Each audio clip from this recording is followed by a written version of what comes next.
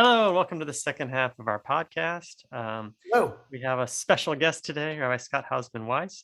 So it's a pleasure to connect with you. me Haven't too. seen you in a while, and so it's good to see your face and connect with you over some Torah. Yes, Tell us a little bit about your rabbinate, rabbinical school, and what you've been doing since. sure. So I'm a graduate of the Hebrew Union College. Hmm. I started in Israel, then I was in Los Angeles for 4 years, where I got a master's in Jewish education and Hebrew letters, and then I finished school at HUC in Cincinnati. Hmm. And Reform through and through. reform, what's Yeah, that? reform through and through. To reform through and through. Well, it's funny. I grew up in a conservative synagogue Ah, at Valley Beth Shalom in oh Los wow. Angeles.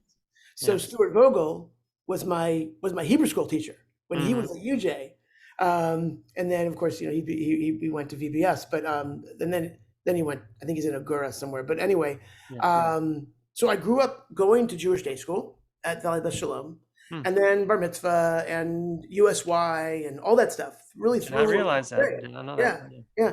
But at the same time, so I was involved with. I was a junior cantor under Cantor Herschel Fox, who was a blast, Yeah, I know that guy. Yeah, absolute blast. You know him. yeah. And I studied. I got to study a little bit with Rabbi Schulweis, and so I had all that. So you knew you were headed to the rabbinate at a young age. I'm thinking. No, I didn't actually. I didn't. I really didn't. But I really was like the rabbinate was not in my mindset or my purview. It just Mhm. wasn't. But then in addition to that, I was a regular Camp Swig attendee. So my dad had gone to Swig. My Mhm. uncle, Alava Shalom, had been like longtime Camp Swig people in Northern California. So I had this, when I look back on it now, it was like this balanced Mhm. experience of the conservative movement and the reform movement. Right. And ultimately, I wanted to be a film director. I went to UC Irvine. I worked in LA in the film industry, but ultimately decided, well, that's a whole nother story. But I decided to become a rabbi, Yeah. and so and then I entered, and I decided to go to HUC. Gotcha. Um, so so when I finished HUC in Cincinnati, I ended up taking a position at Temple Emmanuel in Birmingham, Alabama, Right. Right. all places, right? Yeah. And I got hired to be the director of adult Jewish outreach, which outreach in 1999 was just beginning the whole Right. concept of reaching out to young adults, young families, you know. And I was hired by this senior rabbi and by a family in the congregation that funded the position. And it was supposed to be like a 2 to 3 year job, but Mhm. I was there for 12 years. Wow. Eventually became the director of congregational education, but I was regular pulpit rabbi, and so it was our You Sammy, our became younger son. you Mhm. became the pulpit rabbi or shared the I was pulpit. always a pulpit rabbi because my mother-in-law said to me, she said, Scott, I know you're going to be doing this outreach thing, but someday you're going to go somewhere else. You really Mhm. need to have real experience, like Right. life cycle and sermons and whatever. So I told Rabbi Miller, my boss, I said, look, I really want to make sure that I'm doing Wow. that too. And as Wonderful. we joke, he took me at my word. I mean, I I did everything. Mhm. Mhm. And ultimately, and then I became, after the director of education retired, I became the director of education. But I was still a public rabbi, and I was still doing outreach and all Right. that. And And then Emmanuel brought you to Houston for a yeah, stint Daniel there. brought me to Houston, and then I was there for 2.5 years. Mhm. And then I left, and that's a whole nother story. But became the rabbi of a brand new fledgling congregation Right. called Shema Kolenu. And Shema Kolenu set its sights on being a synagogue without walls, membership, and dues. Right. And we've been around now 8 years. Oh wow. We're growing. We're strong. We're vibrant. There's a That's big beautiful. hunger for.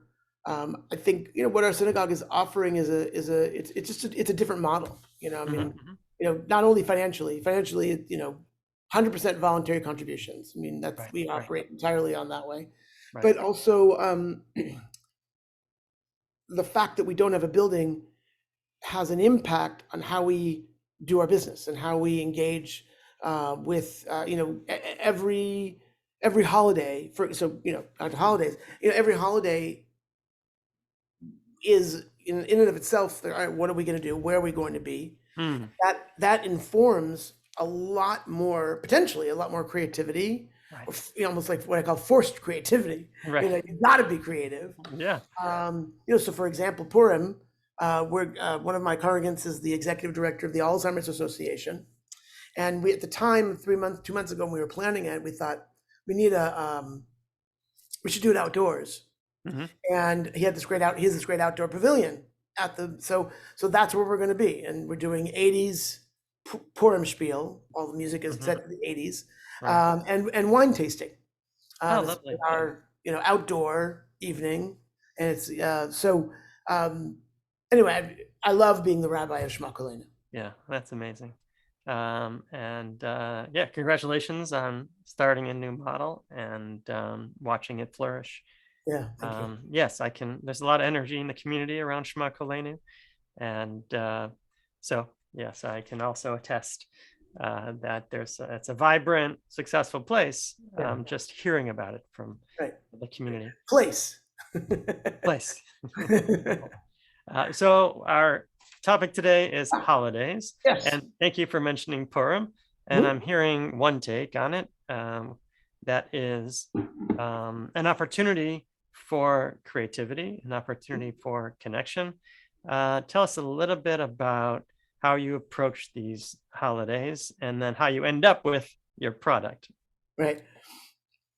So What's that process like? I'd like to believe that there's necessarily a pure connection between my meta understanding of the holidays Hmm. and how we necessarily present them. Right. I think there is, to a certain extent, maybe sometimes more, sometimes less. Right. But I've been so inspired ever since I read Irving Greenberg's The Jewish Way, Hmm. which I know that you're presenting this to people who are learning about Judaism, Yeah. that I would highly recommend that as a read. It's not a short read, but it's not a difficult read. Basically, Rabbi Greenberg sets out to describe that there's a trajectory for Jewish holidaying, Hmm. that starts with Passover, right? That starts with the notion, which is really the beginning of the Jewish year to begin with, Hmm. the notion, right, of freedom being like the central driving force of all of Judaism. Right. And then what he does is that he, basically shows you how that theme manifests itself, or is manifested throughout the entire Jewish calendar. Hmm. And so I've found that to be such a powerful notion, that's really what we're about, right? That's really this notion of human freedom, this notion of but not human freedom if you're on my side, Hmm. right? But human freedom for all human beings, Beautiful. that we have to fight for ourselves, and we have to know that's not enough, that we are free, right? If others are not. Right, right. Um, Yeah, here that's so let's talk about Pesach. We started there. yeah, yeah. All about freedom. How does that substantiate itself both in your home and in your community? Well, I mean, it's like a foundational. At first, it's a foundation, but it's a foundation that we rebuild every year. Hmm. And I've really, I've always loved. I love the prep to Passover. Now, I'm not so uber strict, like I can't compare myself to others who might be, literally taking the furniture out of their house. Right, But right. the idea of spring cleaning, the idea of prepping, the idea of removing the chametz, for me, there's no there are very rarely a physical notion in Judaism that doesn't have a spiritual component, Hmm. Hmm. behind it, right? Yes. So for me, the notion of chametz, right, of removing our chametz, matters so much because of the practice that it can inspire of removing our own, or focusing on our own chametz. Hmm. Hmm. I love that teaching that talks about I think it's in Leviticus when one is not allowed to present anything but one is not allowed to present chametz for a sin offering because of the notion that what's chametz? Well, it's yeast and water and but then it's been allowed to be puffed up, right? Filled with hot air, right? And I've always loved that notion, right? Yeah. That it's hot air that gets in our way of doing the right thing, right? It's hot air that oftentimes, right? So that notion of reducing our chametz, my personal chametz, which I try to think about. My kids have definitely gotten something from me and also annoyed by me because, and whenever we've been like, when we did Bedikat Chametz and, Mhm. and I would say, okay, and what are what are your behaviors that you think want to get rid of, right? And I remember I have this image of Abraham at like 10 years old, and he would take like a pasta and he'd say, I need to be more patient. And then he put the pasta in the box. And then he would say, and I thought it was really phenomenal, right? Yeah, that is beautiful. So that idea that it's a full body activity. It's about the body and about the mind. Right. And then of course, Yeah, and so what I'm hearing is that the rituals yes. are here for the intentionality and connecting the physical to the spiritual. Yes. Good. And then let's move on through the holidays. Yeah. We got to get through it. Right. Yeah. Exactly. So let's talk Sukkot. Okay. Outdoor festival, and ending up with Simchat Torah. Yeah. How do you celebrate that in your community? In our community, we build the sukkah. We generally celebrate. Where do you build the sukkah generally? Wherever we are. So different places. I mean, we use First Unitarian Universalist Church in the museum district, the Murfish Teen Center. We've this year we did it at Emery Weiner. As a matter of fact, we had this phenomenal. This is a great example of what we do. So we were outdoors at Emery Weiner. It was a beautiful, beautiful day in September, I also we celebrated on that night. We celebrated Sukkot and Simchat Torah together, and I had tables because usually what we had done is we unroll the entire Torah. So had people holding it up, but because of COVID, we knew that was probably not a good idea.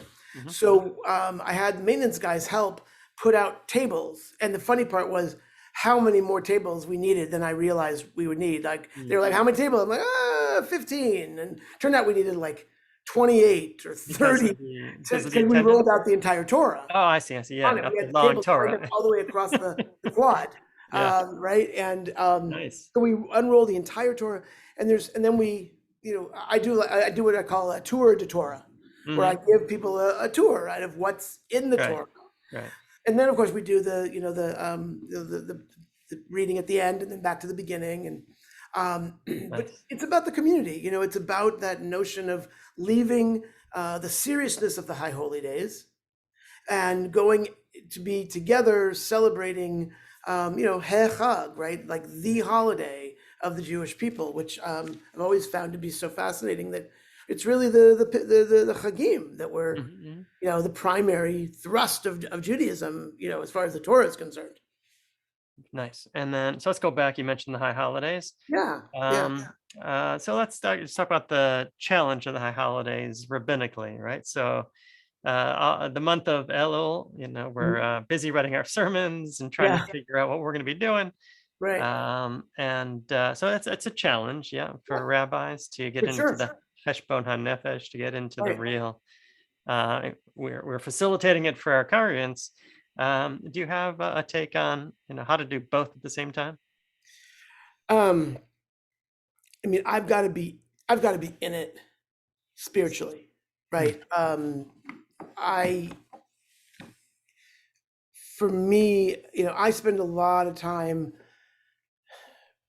I try to pay a lot of attention to where my congregants are at, what is on their minds and in their hearts. My old boss in Birmingham, he gave me great advice once. He said, if you can write a sermon speaking to one person's story that you've heard, without revealing who the person is, right? Change Mm-hmm. names, places, whatever. Right. He said, you will give a great sermon because everybody will be able to relate to at least meaningful aspects, Mm-hmm. Mm-hmm. because nobody is free of tsuris, right? Nobody is free of concerns, worries, problems, so that's what's driven much of my Very interesting. sermon giving. Yeah. So Uh, instead of being up in the air, yeah, right, or um, academic or right, theoretical, you're right. going personal. And that hasn't necessarily always appealed to everybody that I have Mm. served or sought to serve. Mm-hmm. Um, but for me, if it's not personal, then it doesn't matter. Right. Right. That there, if it's not, if Torah, if I always teach people, like, the goal of our Torah study is to find ourselves in the text, not to superimpose ourselves, Mm-hmm. Mm-hmm. but rather to ask the questions, what in this story is speaking to me, Right. right? What's it saying? What's it drawing out of me? Because for me, like, that's what matters, Mm-hmm. right? I mean, I'm interested. I don't write my well, I prepare my sermons. I mean, I do a lot of study, I do a lot of prep, but I deliver them entirely extemporaneously. No way. Wow. Yeah, Yeah, there are a few rabbis that I know that do that. yeah, Yeah, I can't do that. I yeah, try to practice them, yeah. internalize them Sure, so sure. that I'm off the Yeah, page. But yeah. you don't even have do you have notes or a Oh, page? it depends on the kind of sermon I'm giving. Sometimes I'll have notes, especially if there's some quotes that I want to Oh deliver. yeah, yeah, right. Right, obviously, or some particular facts that I Mm, might want to share, because I'm terrible at remembering the details of right, facts.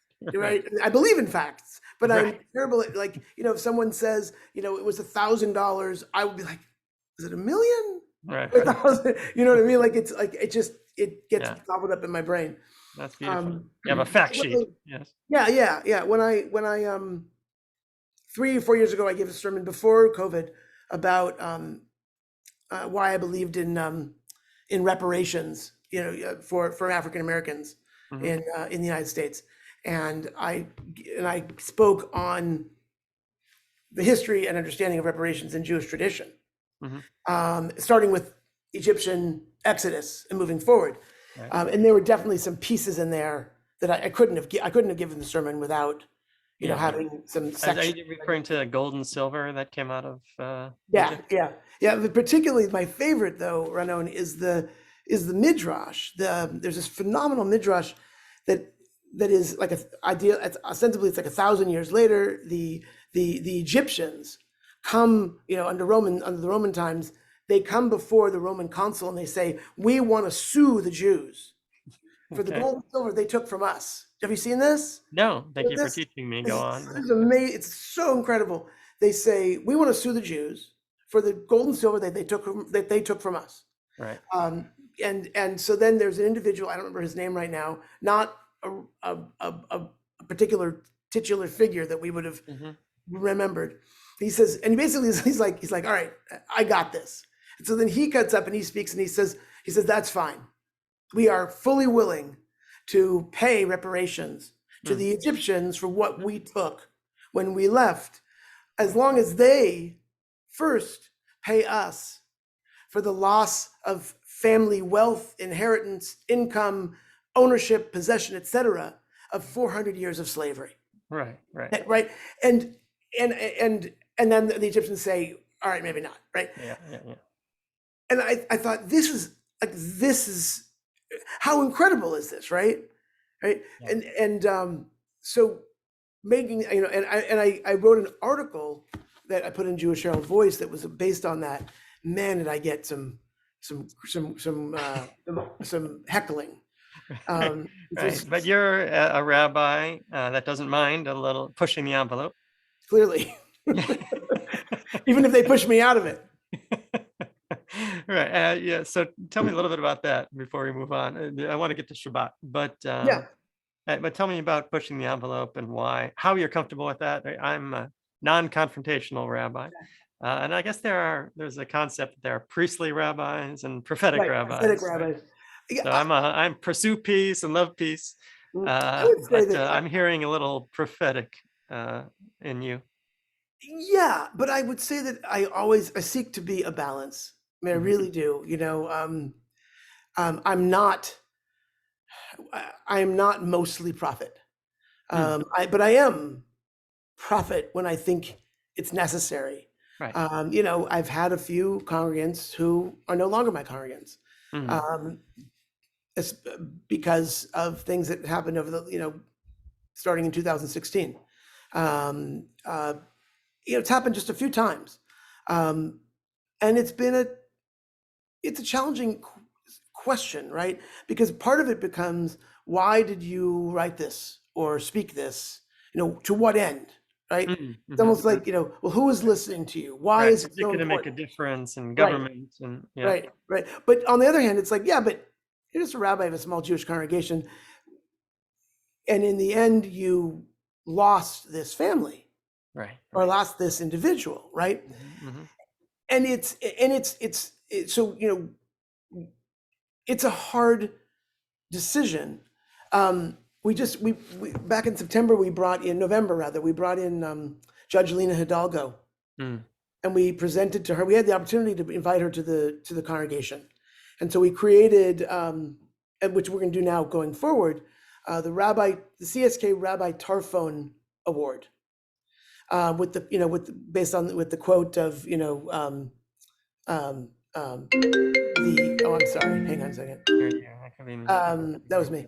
Lo alecha hamlacha ligmor. It's not upon you to complete the task, neither are you free to desist from it. right, And I got a little um, pushback right. from a few people. It's because it's a political program.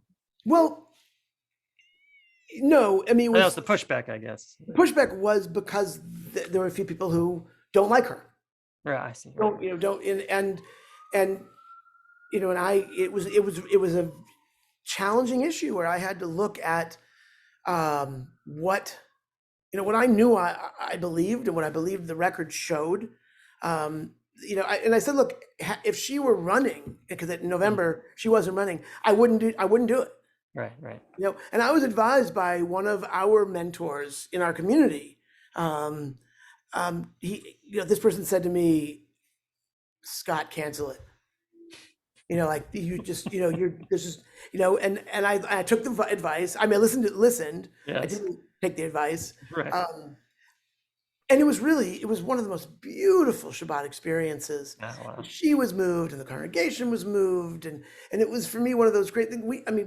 There was no mention of supporting her in an election. There was nothing Right, partisan. right, There was, officially, right. um, uh, anyway, so I believe in that. I want the CSK Tarfon Award to be an award that we offer each year Mm. to a politician, like Oh, wow. Mamash, to Davka, a politician Wow. who's doing great work, Right, right? Party aside. right. You know? That's beautiful. And how do you define great work? Well, that's the committee's problem now. So I assume helping the needy, feeding helping the the needy, poor. yeah, tikkun olam, Yeah, yeah. right? Um, but yeah. So, Oh, thank you for sharing that, yeah, and I appreciate your doggedness. Yeah, yeah. uh, and your what else is it?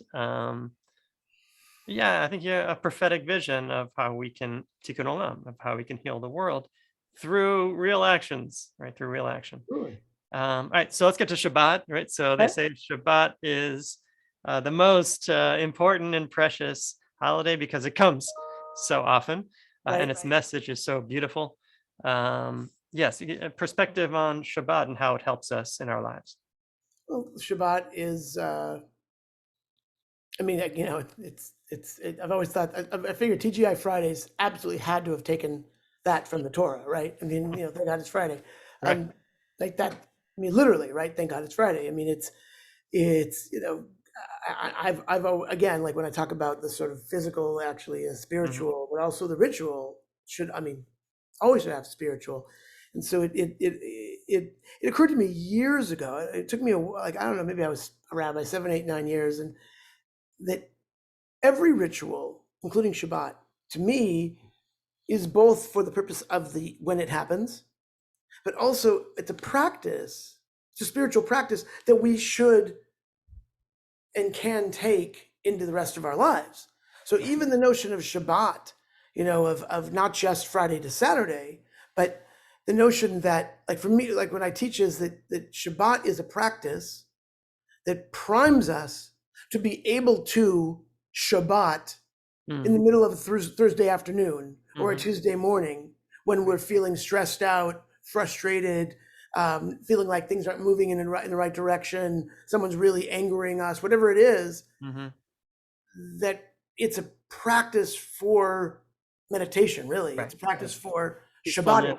And right? Meditation and stopping. Yeah, that makes yeah, sense. Yeah. And I don't think, sometimes I don't think it's a mistake. An accident that that Shavasana in yoga sounds like Shavasana. It seems like Shavasana is laying on the grave. That's the corpse pose. Right. Laying down. I've always said it's my favorite position in yoga. Yeah. And also Rabbi Yitzhak Greenberg's model of freedom, right? It's also a freedom cry. Exactly. I don't have to work today. Right. I'm a free man. I'm not chained to my job, chained to my responsibilities. Yeah. And I'm a person on my own, right? Without my work and without. I'm more than my. I would say I'm more than my to-do list. Beautiful. Yeah. That's right. Good. Thank you for your time. Oh, you're so welcome. I appreciate your rabbinate. I appreciate you, and thank you for teaching us. Absolutely. Wait, one more thing. I'm so sorry. Purim, right? So Purim, you mentioned that Purim is coming up.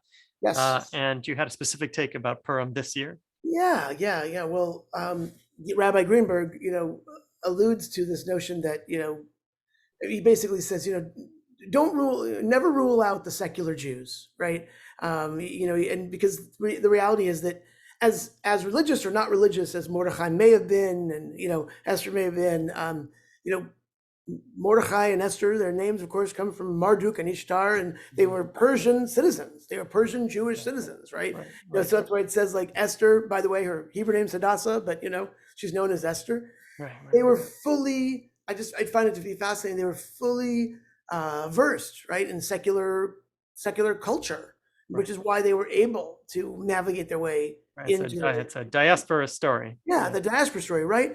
And so then when I think about Volodymyr Zelensky, especially, I've read a few critical pieces, right, about who people are like, it's like a purity test. They're saying that because there's still a presence of some Nazi mindsets in Ukraine, because they haven't exercised it completely.